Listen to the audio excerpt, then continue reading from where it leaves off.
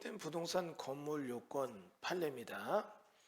독립된 부동산의 건물 요건에 대한 얘기 우리 공법경매 사관은 이미 수업 중에 배운 겁니다. 내용을 보면 독립된 부동산의 건물의 요건, 신축 중인 건물의 지상층 부분의 골조 공사만 진행됐을 뿐이고 지하층 부분만으로도 독립된 건물에서 요건을 갖추었다고 본 사례. 독립된 부동산 건물이라고 하기 위해서는 최소한 기둥과 지붕 그리고 주벽이 이루어지면 된다.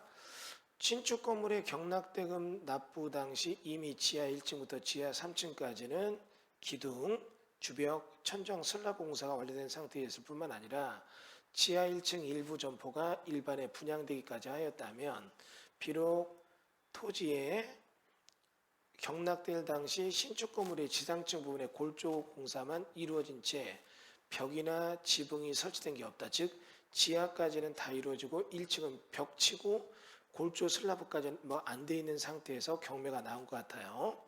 지하층 부분만으로 구분 소유권의 대상이 될 수 있는 구조라는 점에서 신축 건물은 경락 당시 미완성 상태이긴 하지만 독립된 건물로서의 요건을 갖추었다고 보는 사례이다. 밑으로 가서 원심 파기하고 대구 고등법원의 내용 환송한다.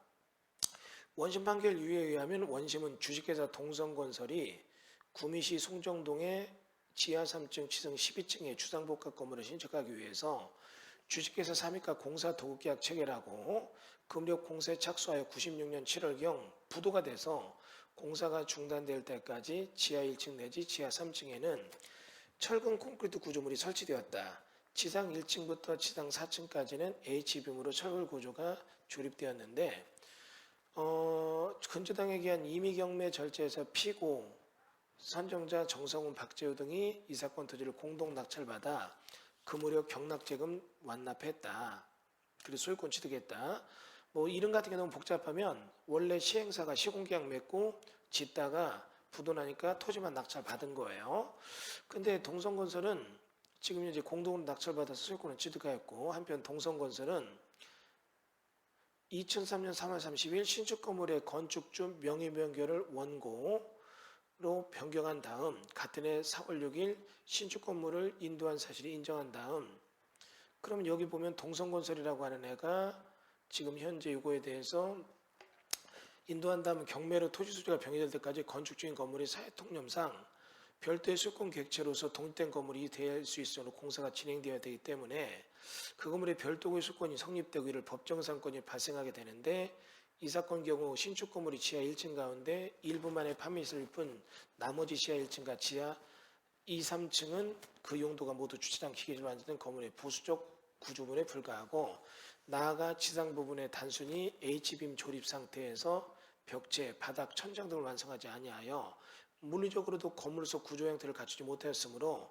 거래계획치로 보기에 부족하다는 이유로 동성건설을 대하여 법정사건 취득을 원인으로 지자권 설정 등기 절차의 이행을 구하는 원고의 본소 청구를 배척하는 한편 이 사건 토지의 불법적 원인으로 임료상당 손해배상 구하는 피고의 반수 청구를 인용했다.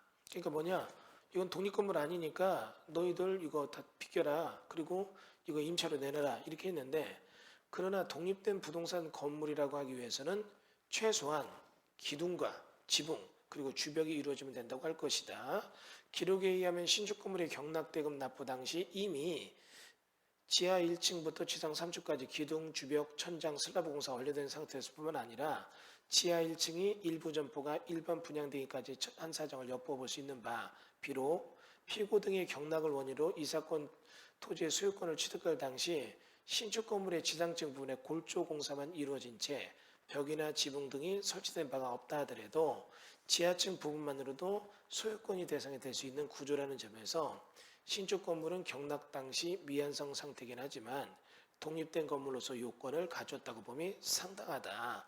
그러니까 이건 무슨 얘기냐면 지하 1층에서 2층, 3층까지 바닥이 쳐지고 기둥이 쳐지고 천정이 쳐지면 이것도 독립된 구조니까 토지를 낙찰받은 사람은 토지 위에 건물이 있고 둘이 일치했다. 건물이 존재했으니까 이거는 법정상권이 성립된다. 이 얘기예요.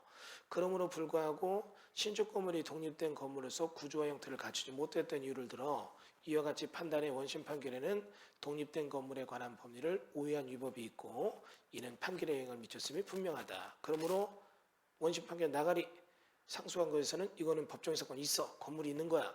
땅 가져갔어도 건물은 법정의 사건 성립돼. 이렇게 나온 겁니다. 그러므로 여러분이 이런 겁니다. 토지가 있고 건물이 있고 법정의 사건 따질 때 건물의 존재 여부를 따지잖아요. 그럼 건물의 존재 시점은 지붕이 있고 이를 지탱하는 기둥 또는 벽이 있는데 이게 지상에 있든 지하에 있든 상관이 없다. 요거는 기억해 주기 바랍니다. 그러니까 건물이 존재 시점으로 문제냐 이런 걸 여러분이 경매 낙찰 시에 낙찰자는 알았어야 되는데 사실 건물이 존재 시점이 있다는 거를 어떻게 해요? 안다는 건 굉장히 어렵잖아요. 그럼 이런 건물이 존재 시점을 확인하는 법은 공법 경매 사관은 건축법 시간에 명백히 알 수 있는 노하우를 공개합니다. 자, 이렇게 해서 건축물의 존재 시점에 대한 판례를 하나 살펴봤습니다. 감사합니다.